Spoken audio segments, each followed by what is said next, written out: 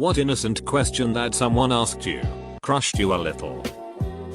When will we dig up dad? Asked by my almost 5-year son. He's never met him as dad died 3 months before birth. This goes along the question, when will dad stop being dead? My 4-year-old died. It amazed me how many times little kids, of family friends, have to be reminded. Same here.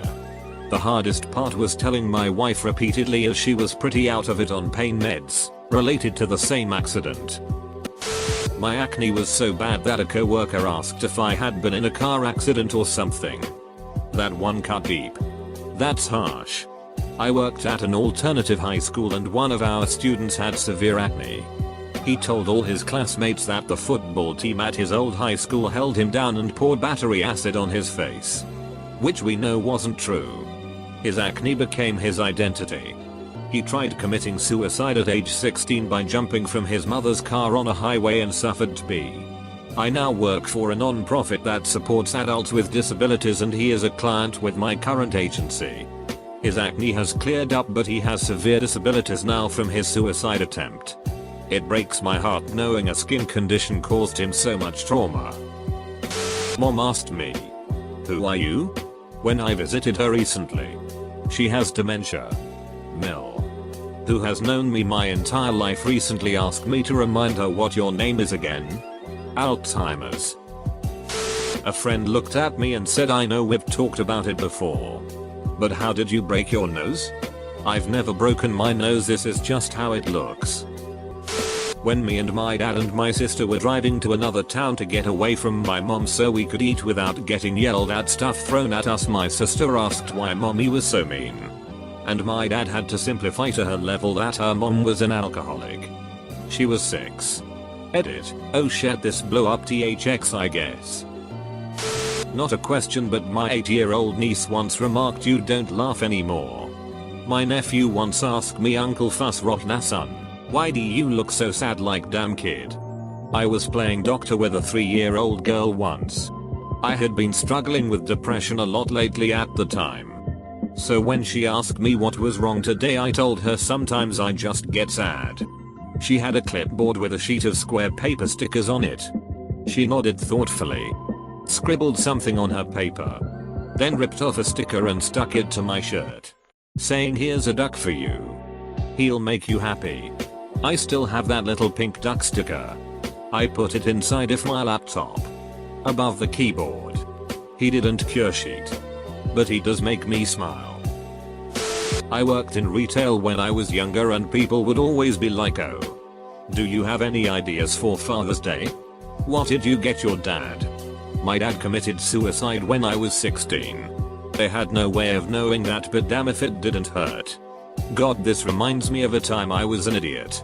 I was cashiering and we had some red roses that were pretty popular. I rang up some lad dressed quite nice purchasing the roses and I asked if they were for anyone special. "Yeah, no." "Well, no, they were for his recently passed dad's grave." I apologized so hard, but he said it was fine and he's doing well. But it was time to change the flowers. Shut me the frick up real quick. Coworker innocently asked, "Who does the cooking at your house?" I had very recently separated from my wife and was living alone. When I was 13, my mom got a divorce from a man who I can only refer to as a step monster. I worked all summer to save up money since we didn't have a lot and I was worried we wouldn't have enough to pay the bills. I ended up having a few dollars left over and wanted to buy my mom a gift, and she mentioned she needed a new watch for her birthday. I went to the jeweler and got a $100 gold Citizen Evo Drive watch. It was functional and it looked really nice. When I gave it to her, her first response was, "Thanks honey." Did it come in silver? I was crushed. Insult to injury, she started dating a guy around the same time and he bought her a crappy silver watch. She ended up wearing his over mine. 18 years later and it still hurts when I think about it. How are you handling everything? My notary public, who also happens to be my boss's boss, while notarizing my divorce paperwork. Completing a divorce packet with no help from an attorney can be a real pain in the ass. But at least it kept me focused on the bureaucratic bullshit nonsense part of it rather than the fact that my 9-year marriage was ending.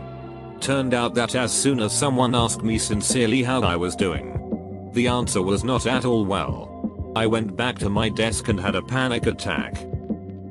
Rough night last night, usually asked with a big smile. I was asked that all the time when I was younger because I had a really obvious tremor. Thing is, I did not drink or do drugs at all and I had no idea what was wrong with me. I was eventually diagnosed with Graves' disease and treated for it. But I still have a bit of a tremor.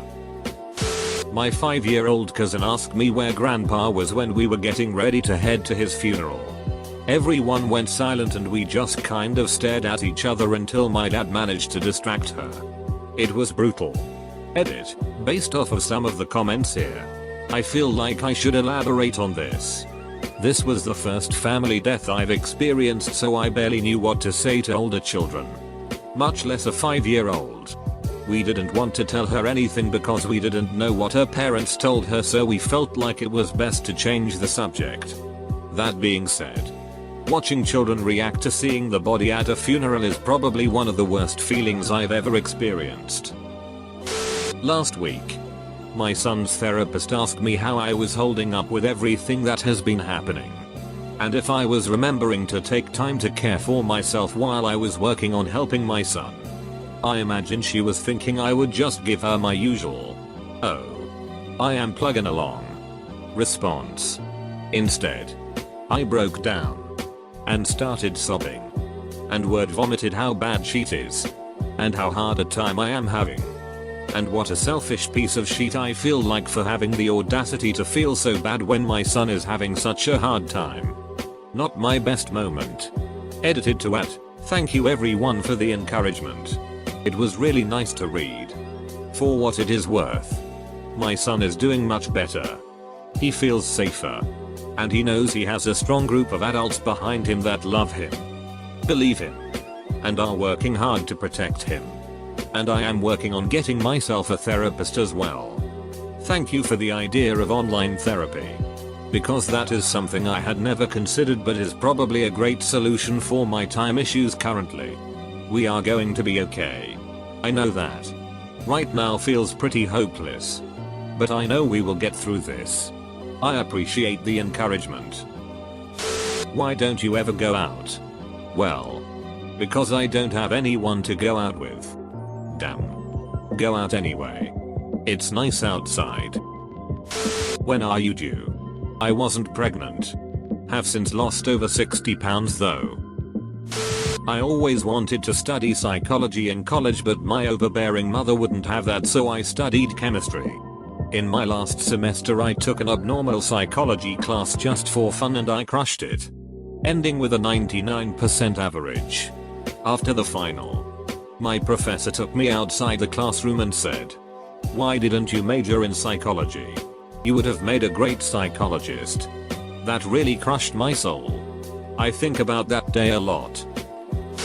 My recently divorced ex and I worked at the same place. Divorce was not my idea, but he'd found someone new and I was heartbroken. He ended up quitting at her insistence. 6 months after the divorce was final, a co-worker asked how ex-husband was doing. Hadn't seen him since he quit, yada yada. Behind my back another co-worker was trying to wave first co-worker off, spent the rest of the shift crying on and off.